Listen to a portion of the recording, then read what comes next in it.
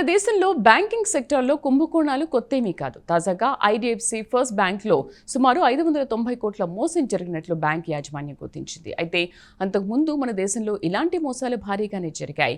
పిఎన్బిలో 13,000 కోట్ల మోసం వెలుగు చూసింది. నీరవ్ మోదీకి బ్యాంక్ అధికారులు సహకరించడం వల్ల ఇది సాధ్యమైంది. అలాగే బ్యాంక్ ఆఫ్ బరోడాలో 2015లో 6,000 కోట్ల స్కామ్ వెలుగులోకి వచ్చింది. ఐసిఐసిఐ బ్యాంక్ ఎండీ CEO చందాకొచ్చే స్కామ్ అందరికీ తెలిసిందే. తర్వాత ఇండస్ ఇండ్ బ్యాంక్లో సుమారు 2,000 కోట్ల రూపాయల వరకు అకౌంటింగ్ ఫ్రాడ్ వెలుగు చూసింది. అలాగే సిటీ బ్యాంక్లో 2010-11లో 400 కోట్ల స్కామ్ బయటపడింది. అలాగే ఎస్ బ్యాంక్లో కూడా రాణా కపూర్ భారీ కుంభకోణానికి పాల్పడి జైలుకు వెళ్లారు. అయితే మన దేశంలో బ్యాంకులో స్కామ్లు కొత్తేమీ కాదు. రిజర్వ్ బ్యాంక్ ఎన్ని కఠిన చర్యలు తీసుకున్నా ఎక్కడో ఒక చోట కన్నుగప్పి బ్యాంకులకు స్కామ్స్టర్లు కన్నాలు వేస్తున్నారు. తాజాగా ఐడిఎఫ్సి ఫస్ట్ బ్యాంక్ స్కామ్ గురించి ఒక లుక్ ఇద్దాం.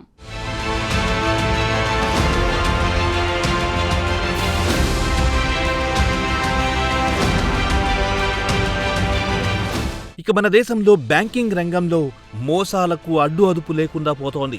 రిజర్వ్ బ్యాంక్ ఎన్ని రకాల కట్టుదిట్టమైన చర్యలు తీసుకున్న ఫలితం కనిపించడం లేదు. తాజాగా గత సోమవారం నాడు ఐడిఎఫ్సి ఫస్ట్ బ్యాంక్లో చాలా రోజుల తర్వాత 590 కోట్ల రూపాయల మోసం వెలుగు చూసింది. ఐడిఎఫ్సి ఫస్ట్ బ్యాంక్ చండీగఢ్ బ్రాంచిలో ఈ స్కామ్ చోటు చేసుకుంది. అయితే ఈ బ్రాంచిలో హర్యానా ప్రభుత్వం తమ ఖాతా నిర్వహిస్తోంది. అయితే హర్యానా ప్రభుత్వం అకస్మాత్తుగా తమ బ్యాంక్ ఖాతాను క్లోజ్ చేసి ఆ డబ్బును ఇతర బ్యాంకు బదిలీ చేయాలని కోరింది. దీంతో అసలు విషయం బయటపడింది. ప్రభుత్వం చెబుతున్న దానికి బ్యాంక్ ఖాతాలో ఉన్న డబ్బుకు ఎక్కడ పొంతన కుదరడం లేదు. సుమారు 590 కోట్ల రూపాయల వ్యత్యాసం కనిపించింది. ఇక బ్యాంక్ యాజమాన్యం వెంటనే అప్రమత్తమయ్యింది. బ్యాంక్ ఉద్యోగులపై అనుమానం వచ్చి వెంటనే 4 ఉద్యోగులను సస్పెండ్ చేసింది.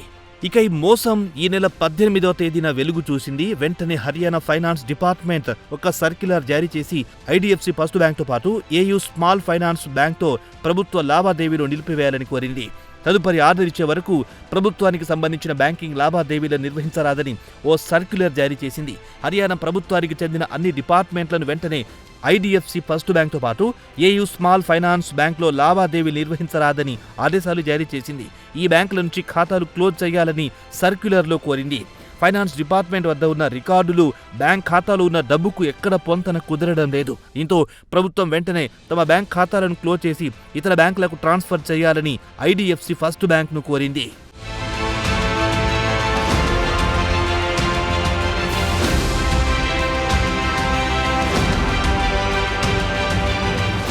హర్యానా ప్రభుత్వానికి సంబంధించిన వివిధ డిపార్ట్మెంట్ల ఖాతాలు కూడా చాలా వ్యత్యాసం కనిపించింది.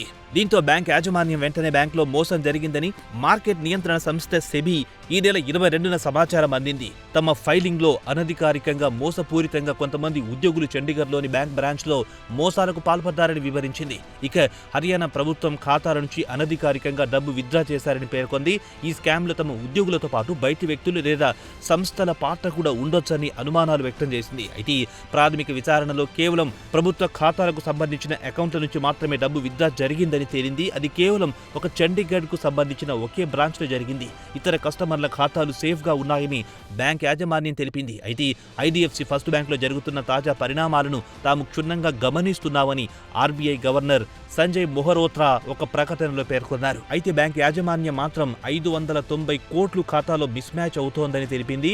అయితే హర్యానా ఫైనాన్స్ డిపార్ట్మెంట్ తమ ఖాతాలో ఎంత మొత్తం ఉండాలో లెక్కగట్టి చెబితే ఫైనల్ ఫిగర్ ఎంతో తేలిపోతుంది. ఇక బ్యాంక్ యాజమాన్యం వెంటనే తమ బ్యాంక్ నుంచి వచ్చిన చెక్కులు నిలిపివేయాలని దేశంలోని అన్ని మిగిలిన బ్యాంకులకు సర్క్యులర్ జారీ చేసింది. అలాగే చట్టం ప్రకారం పోయిన డబ్బు రాబట్టుకోవడానికి లీగల్ ప్రొసీడింగ్స్ కూడా ప్రారంభించింది. ఇక ఐడిఎఫ్సి ఫస్ట్ బ్యాంక్ నుంచి ఆ డబ్బు ఇతర బ్యాంకుల ఖాతాల్లోకి వెళితే చట్టం ప్రకారం వాటిని రాబట్టుకోవాల్సి ఉంటుంది.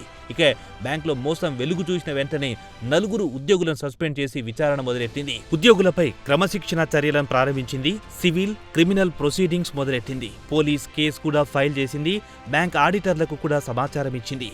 ఈ నెల 20వ తేదీన బ్యాంక్ బోర్డు సమావేశమైంది. తర్వాత 21వ తేదీ బ్యాంక్ బోర్డ్ ఆఫ్ డైరెక్టర్స్ తో పాటు ఆడిట్ కమిటీ సమావేశమైంది. తాజా పరిస్థితిని సమీక్షించింది. వెంటనే ఫోరెన్సిక్స్ ఆడిట్ ఏర్పాటు చేయాలని తీర్మానం చేసింది. దీనికి కేపీఎంజీని ఇండిపెండెంట్ ఫోరెన్సిక్స్ ఆడిటర్ గా నియమించింది. ఇక ఫోరెన్సిక్స్ ఆడిటర్లో మోసం ఎలా జరిగిందో తెలిసిపోతుంది. ఎక్కడ లోపాలు జరిగాయో ఈ డబ్బు ఎక్కడికి వెళ్ళింది తెలుస్తుంది. అలాగే సాంకేతికంగా ఈ డబ్బును ఎలా రాబట్టుకోవాలో సూచిస్తుంది. చెక్ క్లియర్ అయిందంటే ఐడిఎఫ్సి బ్యాంక్ నుంచి నుంచి ఇతర బ్యాంకులకు ఎలా డబ్బు వెళ్తుంది, ఆ బ్యాంకులను రిక్వెస్ట్ చేసి ఆ ఖాతాలను స్తంభింపచేయాలని కోరుతుంది. ఆ డబ్బు విత్డ్రా కాకుండా చూడాలని బ్యాంకులకు విజ్ఞప్తి చేసే అవకాశాలుంటాయి. అయితే మోసపూరితంగా విత్డ్రా చేసుకున్న డబ్బును కేవలం ఒక బ్యాంక్ ఖాతాకు కాకుండా వివిధ ఖాతాలకు ట్రాన్స్ఫర్ చేసి ఉంటారని అనుమానిస్తున్నారు. ఇక ఐడిఎఫ్సి బ్యాంక్ వీలైనంత వరకు డబ్బు రాబట్టుకుని నష్టాన్ని తగ్గించుకోవాలని చూస్తోంది. చట్టం ప్రకారం డబ్బు వసూలు చేయాలని ప్లాన్లో ఉంది.